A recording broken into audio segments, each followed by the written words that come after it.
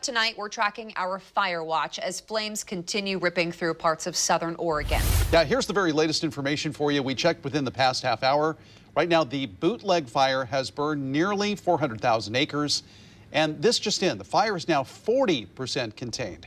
We've also learned that there are additional evacuations tonight, including some level 3 evacuations, which of course means go now. And this comes just one day after many of those evacuation levels were lowered in Klamath County. Officials say they're trying to make sure they reach everyone in those evacuation zones and are going door to door. We have complete live team coverage for you tonight. Chief Meteorologist Mark Nelson is going to track our weather conditions and what crews can expect over the next few days fighting that bootleg fire. First, though, let's begin with Fox 12's BRIDGET CHAVEZ, who spoke with the Oregon Wing Civil Air Patrol about how their volunteers are helping firefighters on the front lines. BRIDGET?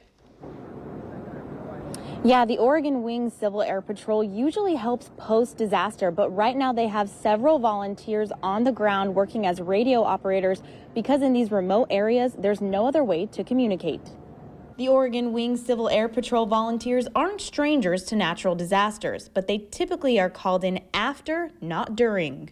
This is at least the first time in Oregon, probably the first time in the Western U.S., and possibly the first time anywhere in CAP that anybody can remember that we've been providing this specific kind of service to an emergency in our area. ORWG did help last year during the 2020 wildfires, but volunteers helped track resources and were later called in by FEMA to get aerial images of the damage those fires left behind. David Rudowitz is the Oregon Wing Civil Air Patrol Director of Emergency Services.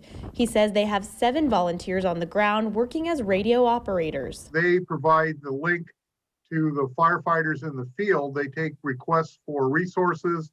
They take requests for transferring of resources from, say, one division to another. If there's a medical emergency, they were trained to collect the necessary information so that the right resources could be dispatched out to take care of that emergency. Rudowitz says what these volunteers provide is essential, especially in remote areas like southern Oregon. Fires are going on in the wildland areas. They don't have cell phone coverage.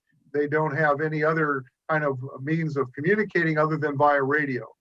Rudowitz says they're in need of more volunteers and provide training to anyone who's interested in their mission. It's very frustrating when you're sitting saying, gee, I would really like to help.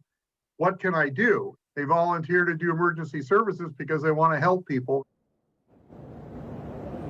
And if you'd like to learn more about them or if you'd like to volunteer, we've provided that link online at kptv.com. Just click on this story. Live in Northwest Portland, BRIDGET CHAVEZ, Fox 12 Oregon.